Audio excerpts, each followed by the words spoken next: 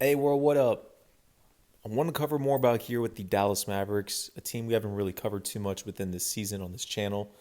But with Luka Doncic, the beginning of the season, he was pretty much favored by majority and myself to pretty much take on the MVP award. Now, we expected the Dallas Mavericks last season with a 7 seed. I expected them to finish around a 5th seed within this season. Well, beginning of the season with my predictions and preseason picks, I had the Dallas Mavericks finishing around a 5th seed. Um, Fifth or fourth, somewhere in that mix. Now, funny enough, I did have the Denver Nuggets, same thing, around a fifth or fourth seed. So I expected them to play in the first round, beginning of the season. And it looks like as of right now, the Dallas Mavericks are at a 6th seed, 1 game behind the LA Lakers for the 5th seed. And at the 4th seed, you do have the Denver Nuggets pretty much going to be locked in within that 4th seed as it is. So potentially with Dallas and Luka Doncic, we could see a first round matchup of the Mavericks facing against the Denver Nuggets of new, or a rematch of the first round going against the LA Clippers. And hopefully with KP being healthy within this next time, this next tenure, that we could potentially see the Dallas Mavericks actually potentially win that series or push it off to a game 7. Last season in the offseason, we expected the Mavericks with KP, if he were to be healthy, they potentially most likely would have won that series against the crumbling LA Clippers, but new teams, new head coaches, so on and so forth. Luka Doncic, the Mavericks now are hitting it on a very hot zone as of right now, winning 5 of the last 6 games. And again, potentially can take on that 5th seed. That's their peak. They can't get a 4th seed, but they're pretty much going to finish around a 5th through a 7th seed at the end all be all. And pretty much they're either going to face the Nuggets, the Clippers, or the Phoenix Suns in the first round. Do I expect the Mavericks to pretty much beat any of those teams in the series? Potentially the Denver Nuggets with Jamal Murray, who is hurt. But besides from that, I'm pretty much going to have to go with the Suns and the Clippers on the other spectrum side of things. But, let's kind of jump in more here on the jump and give a little quick take on Luka Doncic and the Mavericks. Check out today's team goals brought to you by NerdWallet. The Mavericks won their 5th straight game after beating the Jazz last night. It snapped the Jazz's 9-game win streak in the process. Luka had 31, 9, and 8. Dorian Finney-Smith, 23 points. Richard, these guys are getting dangerous, right? Oh, I think they're very dangerous.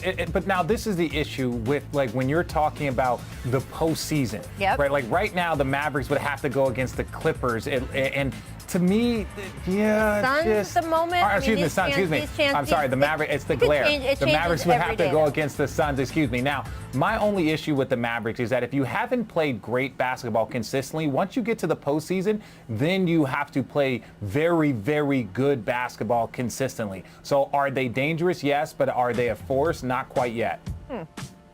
Well, I beg to differ, and I want to apologize to all the Mavs fans, but y'all have to be realistic. Luka did not start the season off playing well. He was out of shape.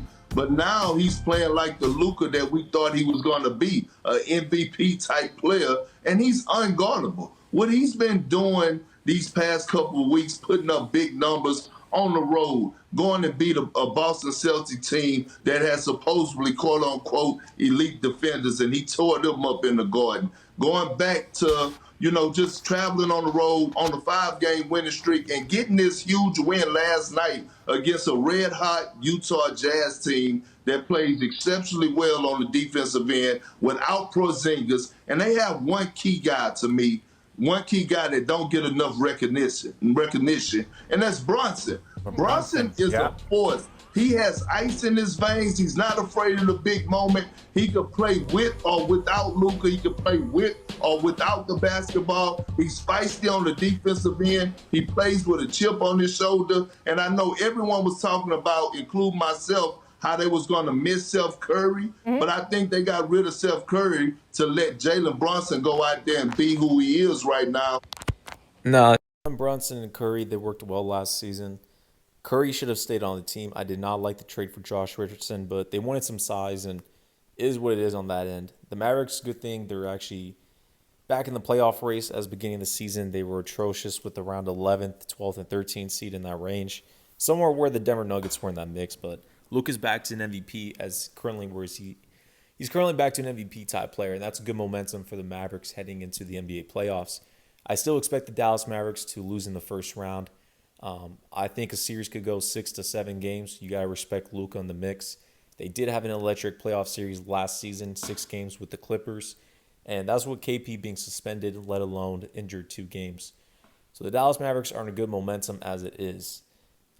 Not too much to say about that as of right now. I fully expect the Clippers, Lakers, Suns, and Jazz to represent wins in the first round. But we got to see how the seedings are going to go. Once I have the established seedings and with the play-in tournament being done with, I'll get more of my take on that. But the Dallas Mavericks are going to be a threat, a fun team to watch. But depends on matchups, man. Depends on matchups. But one hit on there.